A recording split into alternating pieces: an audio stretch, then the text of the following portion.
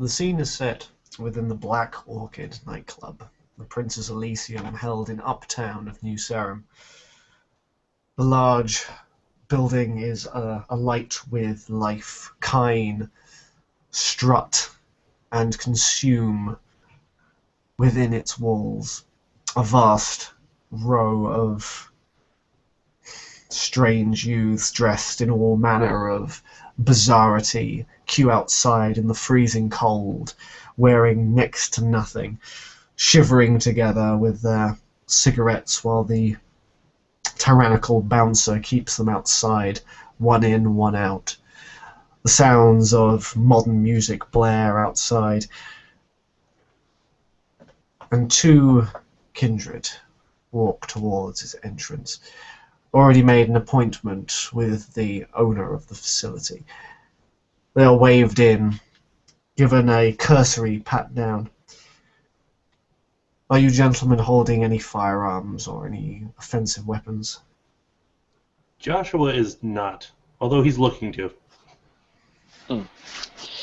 Let's see. First things first.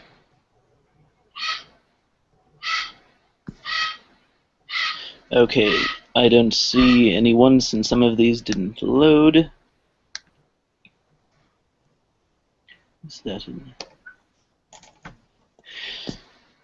Yes, Mortimer is quite fine tonight, and he did not bring any weapons since he is of sound mind and knows that such weapons would be confiscated anyways, and he would only carry one for self-defense purposes anyways. Excellent. Once within the confines and past the ticketing booth and the coat rack, you work your way through the ground floor.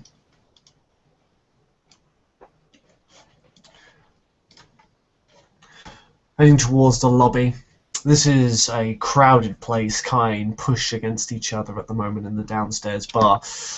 The small seating area not being able to withhold all the activity of the kind.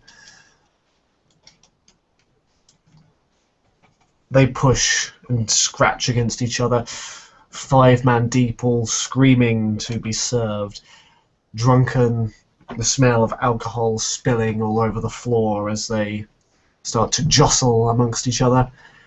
Mortimer leads you up the stairs towards the higher end of the area, where most of the electronic music is being sounded. Oh my goddamn many cams. The second floor is where the dance floors lie. Metal and electronica boom out of them.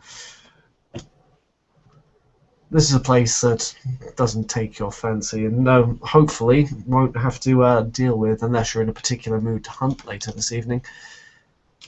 Eventually you head up to the third floor itself, where a large bouncer holds gate over a simple red rope.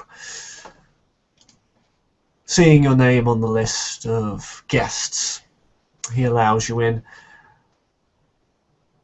Heading up towards the champagne bar, a much more pleasant area where small groups of parties and men and women dressed in much more finery sit and listen to the staging on the other section of the area.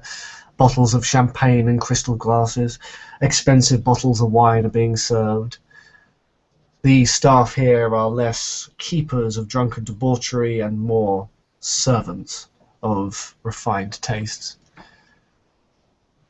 The stage room itself, in which it looks down upon, is currently showing a simple lounge pianist. Many of the guests here are simply mingling. The occasional couple or business meeting is taking place under small sections and curtained areas, making sure that privacy and eloquence are dictated here. This is the place in which you must wait. Mortimer will tell you before the prince will see you. giving you time to reflect and enjoy yourselves a little, perhaps, before the dreary business of the day begins. Our scene begins.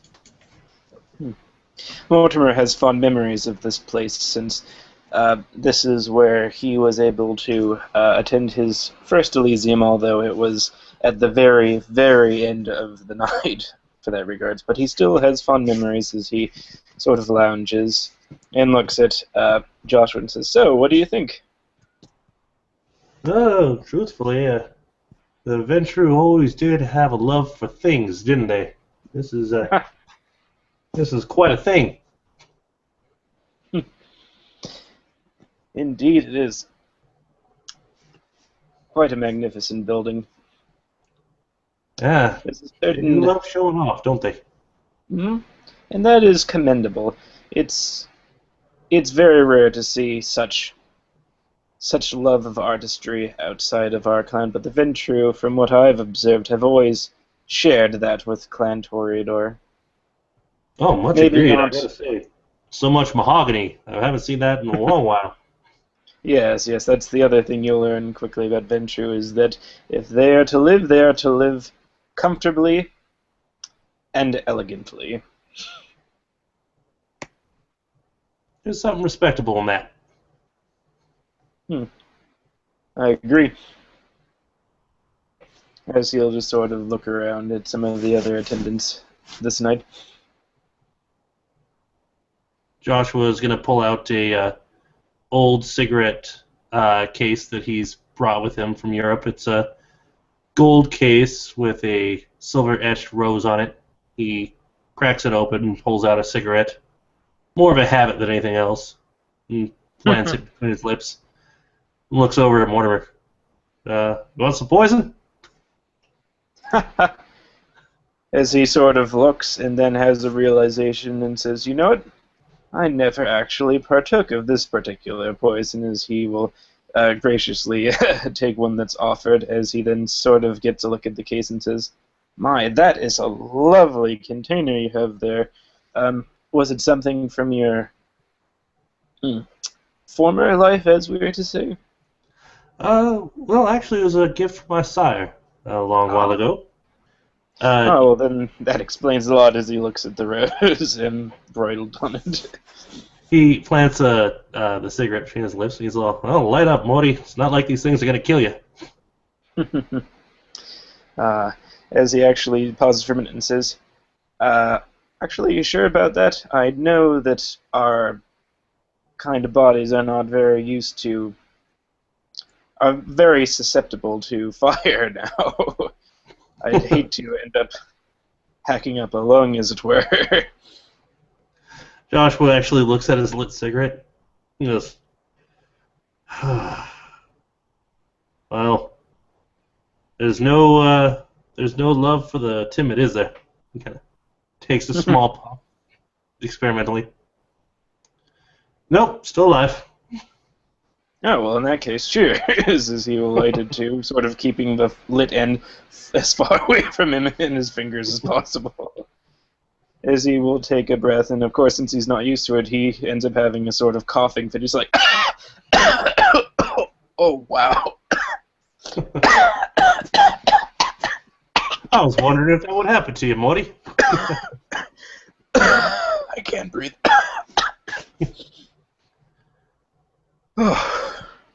Damn, that's strong.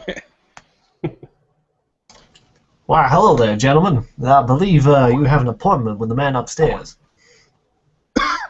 As Mortimer will just sort of nod his head, as if tears could well up in his eyes right now from his little coughing spree, they would.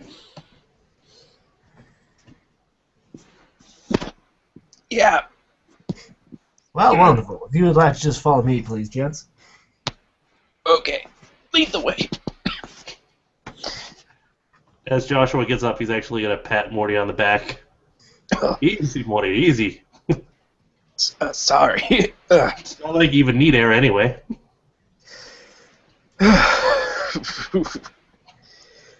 It's a pleasant sensation, nonetheless. As he sort of walks alongside of him.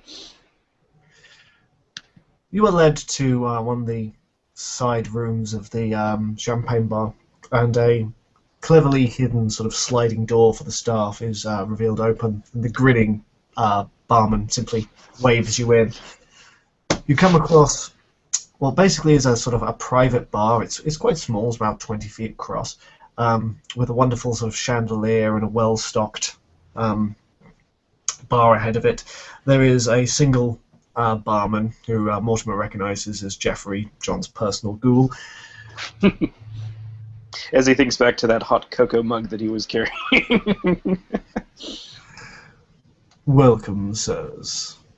Can I fix you a drink? Sure, I'll have one. This is Mortimer, as he's now more fully recovered. Joshua smiles and says, "Yeah, but keep it virgin for me, please." As you wish. And the man goes behind the bar and starts to uncork things. It seems to be a little bit of a contraption under there, and produces two sort of whiskey tumblers filled with thick reddish liquid. One, which he passes to Mortimer, is much more dark than the other. Mortimer will just take a quick sniff over it and then take a lovely taste. It's a vintage that denotes a very heavy set of alcohol, a very sort of thick, tanniny, sort of tarish texture, probably from an overindulgence of wine and not that particularly healthy a diet, but certainly gives a hefty kick towards the end, allowing the notes of indulgence to slip through. Whereas Mr. Smith's is a much more cooler Vitae, one that denotes a, well, a less lasting but certainly more refreshing palate. It slips down easily, and I'm not sure how much your alertness is, but you can tell that it is of fresh, what was the word, keen eagerness. Probably from a young male, well educated, perhaps with a little bit of fire in his belly. An idealist, perhaps. Joshua's going to be quite pleased with this vintage. "You did well for yourself, son," he says to the servant. I know how to read people, sir. Here, here, says Mortimer, as he'll take a lovely drink, since this seems to be a good time for a little indulgence, if it were.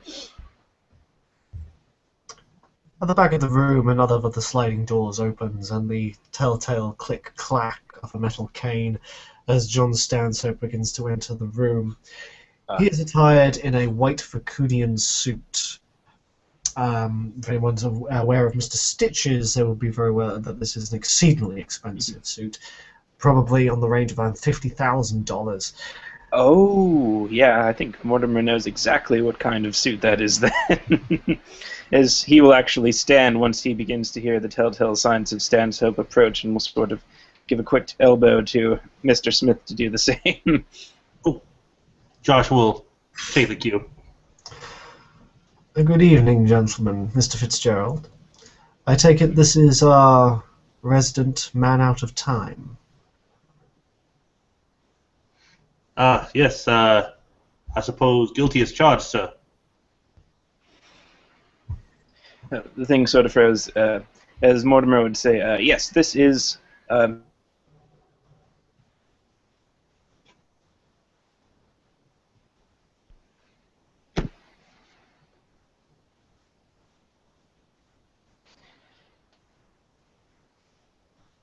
Did I freeze again?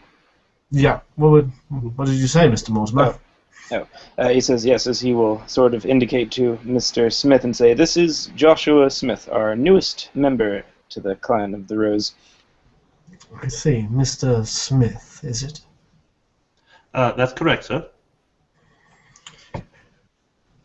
How are you keeping within the city, Mr. Smith? I'm finding it quite interesting. How so? Well, I've only been here a few short nights, and I'm finding out, well, this city has a lot going on, and that appeals to a gentleman of my taste. I see. And what is your profession, Mr. Smith? Author, sir. Before the war, I guess you would call me what they call an investigative journalist now. I see. Do you have much interest in the modern media, Mr. Smith? I'm trying to get acquainted to all of it, but forgive me when I say that some of it's not worth a heap of beans. Some of these modern bloggers can't construct a decent sentence, and hell, for half the newspapers, if I might be honest. Mortimer will openly smile at that little jab. Aye, he says, a little wistfully, it does seem this modern era has forgotten quite a lot of where it came from. But I am very interested in the fact that you were part of the war, Mr. Smith. What regiment were you in? Oh, well, I was part of a volunteer division. We're the 38th Infantry out of Boston. I originally was from Denver, but that's where I was sent for training. I fought alongside the French in Verdun. Oh, a prestigious battle indeed. I myself was part of that, well, not that conflict. I only saw one battle, and that was the Somme. And he taps his leg and makes a metallic ring, and that was my foray into military career. I was part of the medical corps of the 19th Rifles. Joshua actually looked pretty impressed. He goes, I heard about the Somme. Buddy, sorry. That was literally hell on earth, sir. Just so. But we cannot change the past, and it has certainly shaped the future, Mr. Smith. I am interested to see how you view this modern night, since the fact you have not lived in it. Joshua will actually kind of look down and kind of fiddle with his tie. And he goes, to be frank with you, sir, I haven't quite pieced it all together yet, but from what I can tell, humanity has become a bit of a hollow shell of what it used to be. I remember when I was growing up as a mortal, there was an idea of honor, nobility, courage. Nowadays, humanity seems to be almost a corpse of itself, and I'm starting to think much more dangerous than it used to be.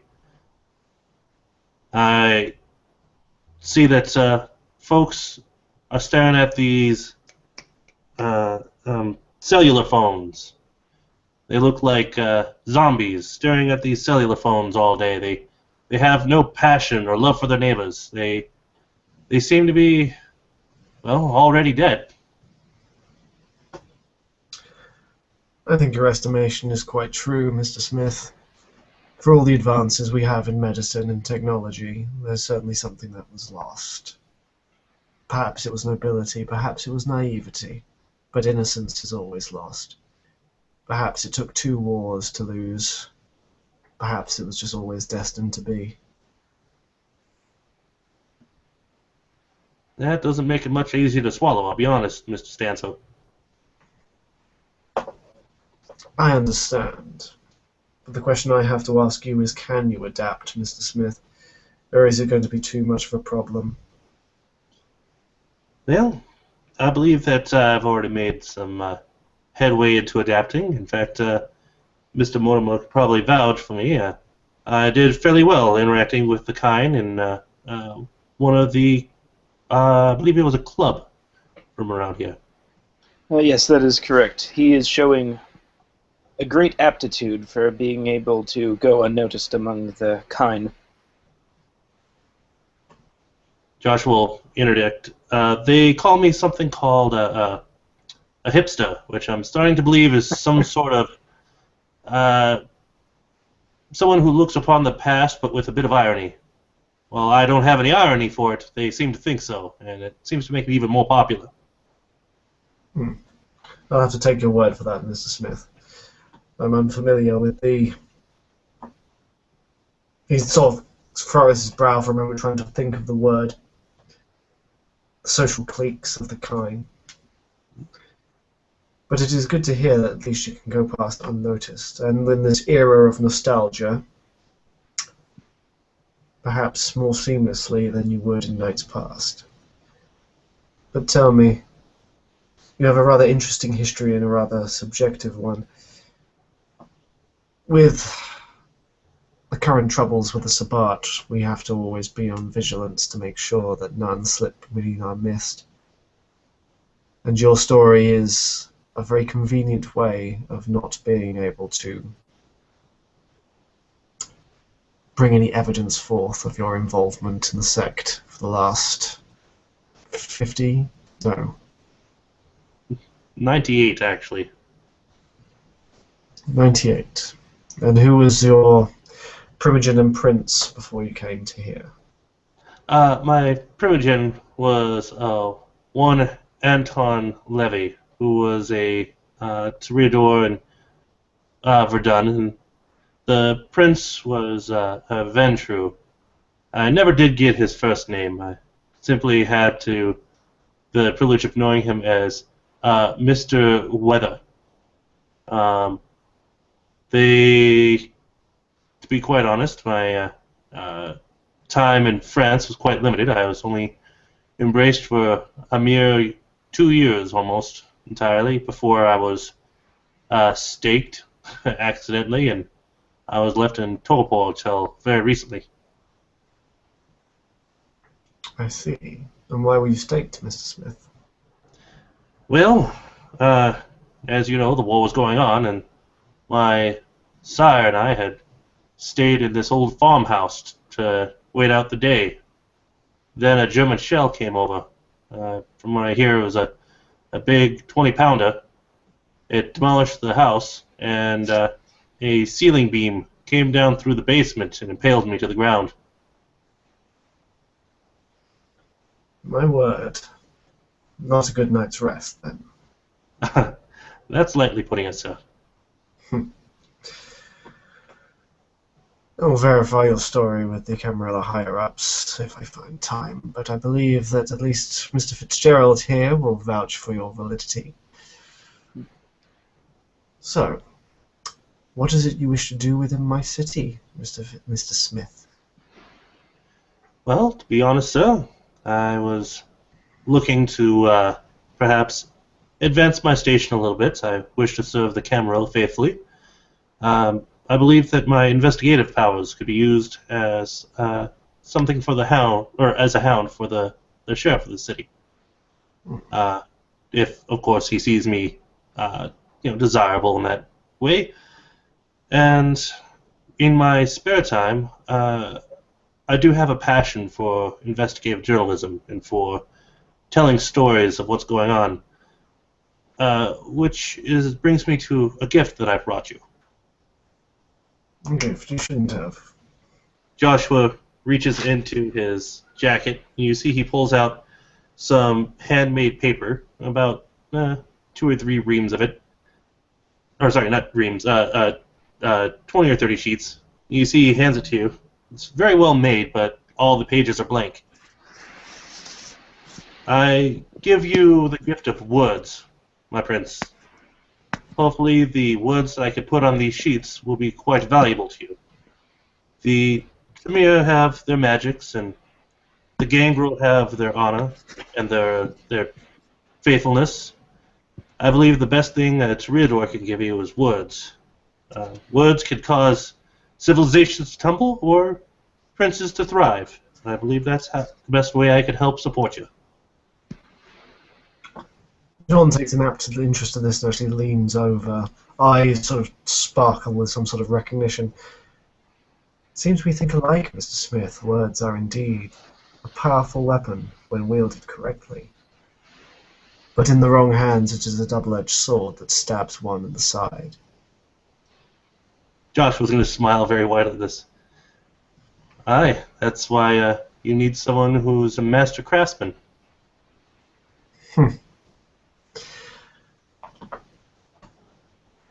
I see no problem with you being in my city, Mr. Smith, but I would request a small favor of you. Whatever my prince asks of me, sir. I have entrusted Mr. Fitzgerald to help us regain control of a news station within the city. I would like you to help him with this, as I'm sure you're aware that my praxis is quite new, and control of the masquerade in the city is paramount at this point. The media must be under our sway, no matter how people do it. I would like you to integrate yourself into this Channel 5, to bring it under our heel, and make sure that we can control it. Majority control will be for the court, but I see no reason why you two can't skim off the top and take whatever benefits you wish from your endeavors. Josh will bow very low at this. He goes, and perhaps, with the help of Mortimer and myself, their standards will be raised just ever so slightly. Mortimer will raise an eyebrow and say, ever so slightly. I think you underestimate my abilities, Joshua. Hi, Jeff. I always do appreciate the Toreador's sense of art. Whenever you do something, you have to do it to its fullest hilt, for nothing short of perfection will ever please you. This is very much akin to my thinking.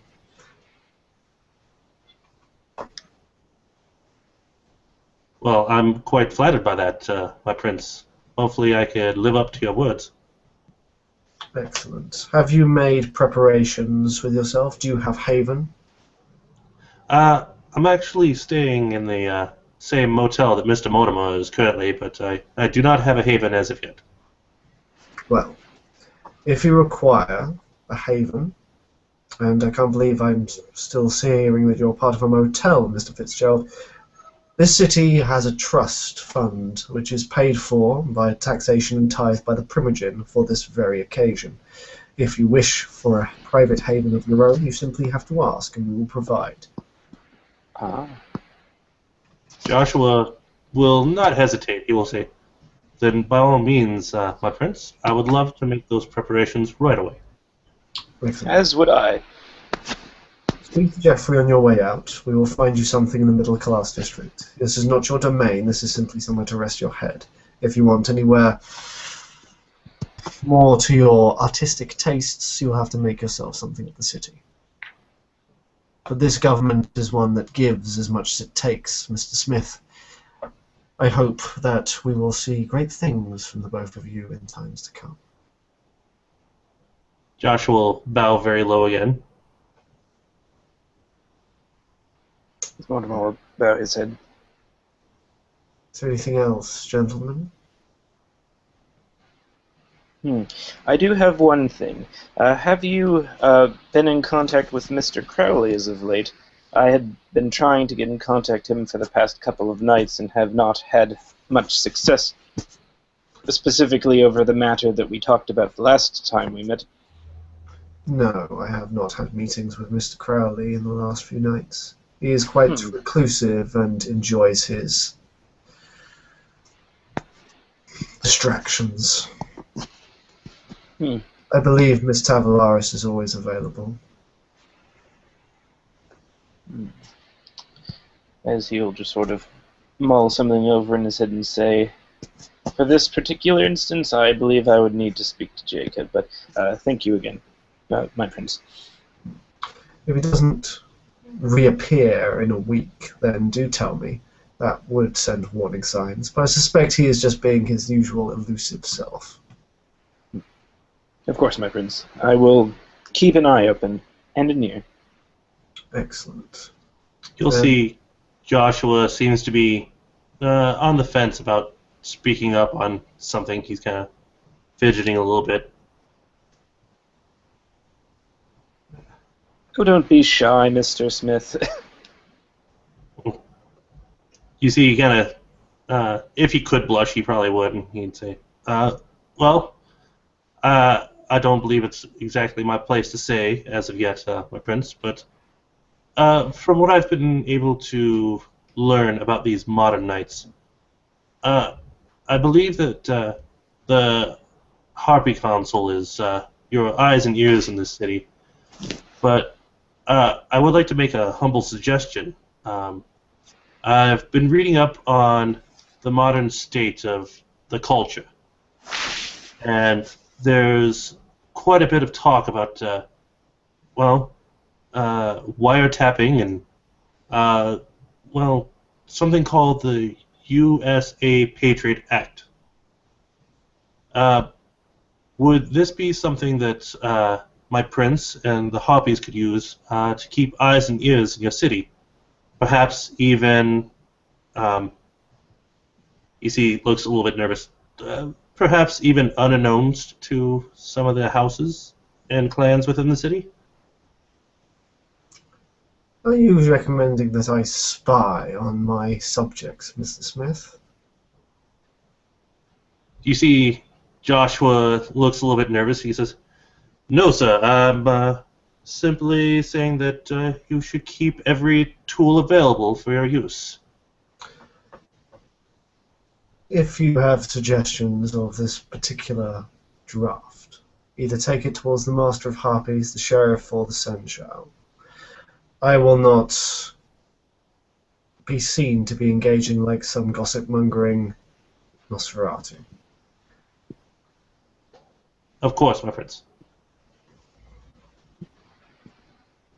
Yes.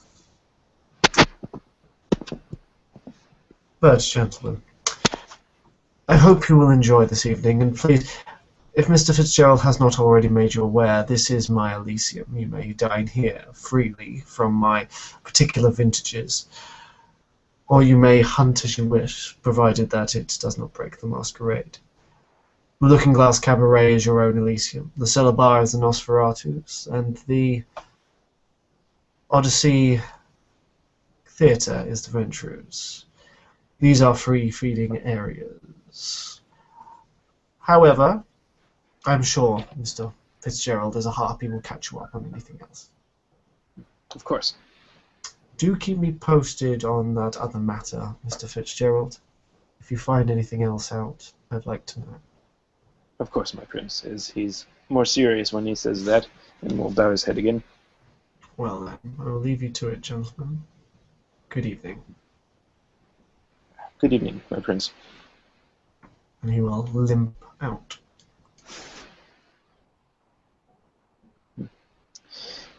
Mortimer will look to Mr. Smith and say, "All right, let's go see about those havens then." As they will head back to Jeffrey. No offense, Mr. Mortimer. I'm very kind that you showed me to this hotel, but I would like a room with more than just a bed and a television. Of course, of course. The Lord and the Lady was a last-minute choice, I must say so myself. I did not actually realize the full extent of this boon. It is a shame that certain people in the city are so against it. They would really be able to benefit from these. As they're walking over to Jeffrey, they'll have a little bit of a discussion as he says, "You got a very good eye and a very good mind, Mr. Smith. I'm very happy that you're able to pick up on that Patriot Act idea." Oh, why, thank you very much, Mr. Mortimer. I talked to Mr. Laird just the other night, and I took him very seriously when he said that perhaps I should devote more of my research to the modern era. As he'll smile very widely at that and have a laugh and say, "You know what, I could almost smell Mr. Brehan's scent on this topic. He certainly does like his schemes, doesn't he?" Well, actually, Mr. Brehan didn't point me in that direction. I started out with a Google search of the most defining moment of this 21st century, which happened to be the September 11th. And sad day. Following the needs there, I found that this President Bush had enacted this act, and one thing led to another, and I figured, well, if the kind can use this, perhaps our prince could use it as well.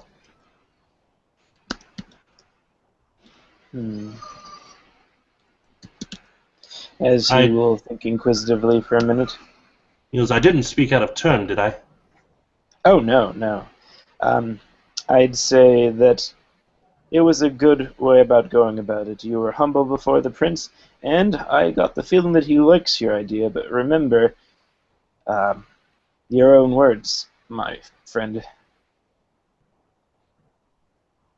That's very true, Mr. Mortimer. I suppose the prince needs to be seen as being apart from any sort of controversies. Yep.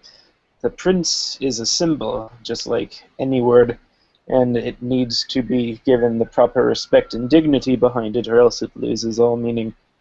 But he did like your idea, and suffice to say, myself and several other kindred, including Mr. Brehon, are currently working on some projects of our own to exploit such a brilliant oversight into the personal freedoms of the people of America, as you'll smile again. Well, Mr. Mortimer, I don't mean to be too presumptuous, but if there's anything I could do to assist the Hoppy Network in this, please let me know. Well, right now I think you and I should focus primarily on this Channel 5 news station. Here, come sit down. It looks like Jeffrey is busy at the moment. I'll fill you in with what work that I've been able to get done. Joshua looks very interested. I've got to warn you, though, the impersonalness of it all. We really did hit the nail on the head, so to speak, as it were, for these modern nights. With how fast information travels, people have become far less personal in their dealings with people. So far, I've been trying to establish a beachhead, if it were, into Channel 5 news station, and I believe I found the perfect candidate. A news anchor, formerly from the CNN channel, who had a particularly nasty lawsuit leveled against him that sort of led to the ruining of his image, as it were. He's now got himself a late-night talk show on Channel 5 in New Sarum called New Sarum Tonight, and I believe he might be our in for the network, and as soon as we have an in, we can begin to expand the roots of the rose, as it were, throughout the organization. Well, every rose needs a garden, and every garden needs its spiders. He's going to openly laugh at that and say, exactly. And to that... Well, with the right amount of social pressure, we should say, on this anchor, do you believe that he would serve our interests? Oh, yes, yes. I've made sure to do a lot of research on this individual. He's a person who enjoys a particular kind of lifestyle. The kind of person who would be willing to do almost anything in order to regain some semblance of the former fame he enjoyed before his fall from grace, as it were. And if we provide the bait, then he's sure to go into the trap, as it were. And he still has enough clout amongst the fan base of New Sarum, since some fans die hard, as it were. I like the way you think, Mr. Mortimer. Mm-hmm. This, yes, the problem, though, is the executives. Oh, sorry, Mr. Smith, what were you saying? Oh, I was going to say this anchor. Once we do happen to have him in our pockets, as it were, not to be too crass, but I clearly see how it could serve the Camarilla, but I don't see how we could exactly use him to benefit ourselves. Oh, my dear friend. We are the authors. The great thing about being an author is that you get to choose which words are read on the paper. That means you get to choose what people see, what people hear, how they interpret that information. Are you sure you cannot think of anything that we could benefit from basically writing the words that form the masquerade?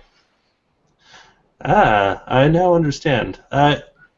Forgive my gaps in knowledge. When you said anchor, I assumed that they were some sort of journalists. I didn't believe that they were just oh, what would be a good word for them? Puppets that speak the words that are written by their journalists. Well, this man was once a journalist, should I say. Quite good, actually. He actually, at his heyday, covered several very crucial stories which sort of rocketed him towards fame amongst the anchors of America, as I would say. The problem is that he got a taste for, as he would have looked down at his glass again that he would have left at the bar from earlier. He got a taste of opulence, and he liked it. And at that point, he sort of abandoned his... He chose comfort over substance, if it were. And that is why I think he will make an excellent puppet, as it were. Well, this does put things in a different light, Mr. Mortimer. Somebody like this would be an excellent, speaking piece for not only the Camarilla, but perhaps you and I. Oh, yes. Oh, yes. But you were saying something about these executives being a bit of a... Yes. The executives are the ones that are going to be the pain. The executives, from what I've been able to research, and I have not been able to get much on them, they're hardliners, as it were. They want to turn a profit, and my guess is that they will not be able to on this venue. From what I have observed, it looks like this is sort of the grave they made for this Mr. Anderson's, and they're just going to sort of put him in it until everyone sort of forgets about him, at which point they'll just cancel the show and they will have no damage done to them. After all, if they sweep someone under the rug and he's still popular, then it looks bad on the station. But given enough time, as you've seen, mortal apathy will eventually erode all of the positive qualities of a person. Well, I see two ways that I could assist you, Mr. Mortimer. Either you could work on our anchor, and I could devote my attention to breaking down these executives, or perhaps we give him a little bit more social standing by perhaps staging something worth him covering. A breaking story, as it were, to get his popularity rise even from this grave. Excellent. Now we're thinking alike. I have a couple, as you're leaning closer, I have a couple of allies in this project. They're going to want some of the pie in exchange, but their input could be invaluable. Well, I'm very interested in this plan, Mr. Mortimer. I'm hoping we can perhaps use this to make these modern nights a little more, dramatic.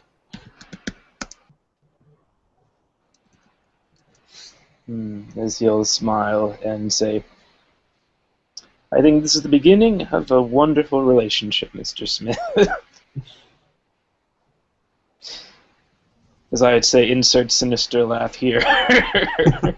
And I think we'll leave the diabolical duo and call it a scene.